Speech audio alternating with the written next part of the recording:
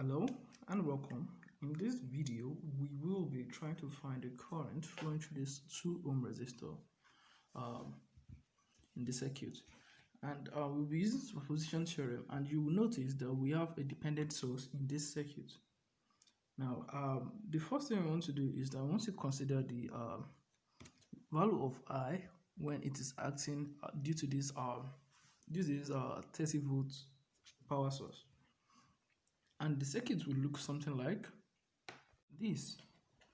And you notice that this 3 ampere current source is gone because it has been open circuited, and the current I, let's call the current flowing due to this power source I1. And you notice that the current source, the dependent current source, remains. This is because this power source has a certain effect on this current source. It affects the current source in a certain way. So what we want to do is that we want to find the value of I1. So with this current source changes from 8I to 8I1. So you can proceed to solving for I1. And to do this, we can simply use our nodal analysis. And so we have one node here, okay, another node here, so we can make that our reference node. So we can write the equation. We have at node 1 V1 minus 30 divided by 6. That is the current through this branch. And then we have plus 8I1, okay. And then we have plus V1 into 4 plus 2, which is 6, all equals 0. We also know that I is the current flowing in this branch, and the current flowing in this branch would be V1 divided by 4 plus 2, which is 6, which is so that means that I1 is equals to V1 over 6. So we can just substitute that in this place, and we would have it that we can infer that this is V1 minus 30 divided by 6 plus 8 V1 over 6 plus V1 over 6, all equals 0. Then we would have it that 10 V1 minus 30 over 6 equals 0. And we would have it that V1 is equals to 3 volts.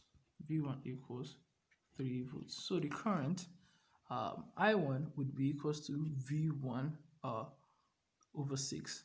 And that would be I1 equals 3 over 6, which is equals to 0.5 volts. So we know the value of I1. What we want to do is that we want to know the value of I due to this current source, and we can call that I2.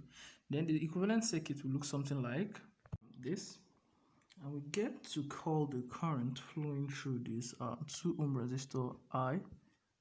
That is because the current due to this 3 ampere power source, and this will be 8I2. Now we can solve this using mesh analysis. We call this our first mesh, we can call this our second mesh, and this would be our third mesh. Now we know that the current I1, capital I1, which is the current flowing through flowing in this mesh, is 3 amperes. Then we can find I2 and I3. We know that I, capital I, 3 is equals to small I2, which is the current we are interested in. And we also know that I2 minus I3 is equals to 8I2, 8I2, which is also the same thing as I3. It's I3. You can also say that I2 is equals to minus 9I3. Minus 9I3 equals 0. I2 minus 9I3 equals 0. Then we can call that the first equation. And then come to this super mesh, because it is two meshes connected by a current source, and write an equation in the super mesh. So we can say that 6I2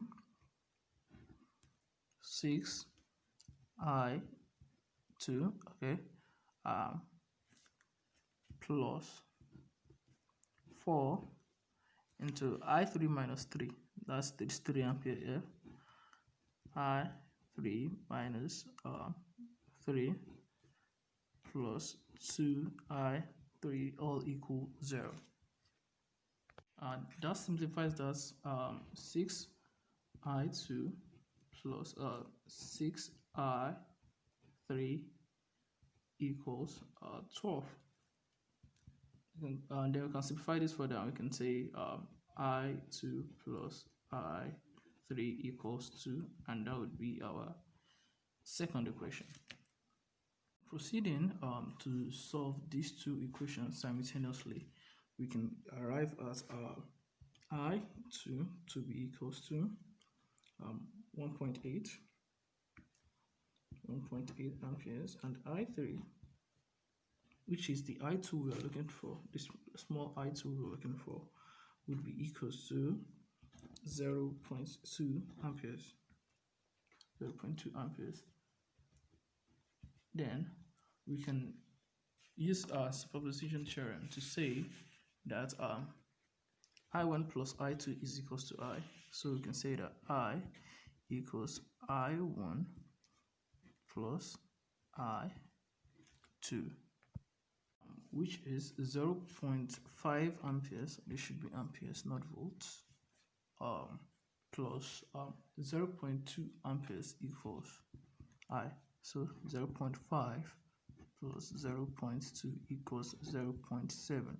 So that means that I is equals to 0.7 amperes, and that is the current flowing through this resistor. That will be all for today. Thank you for watching.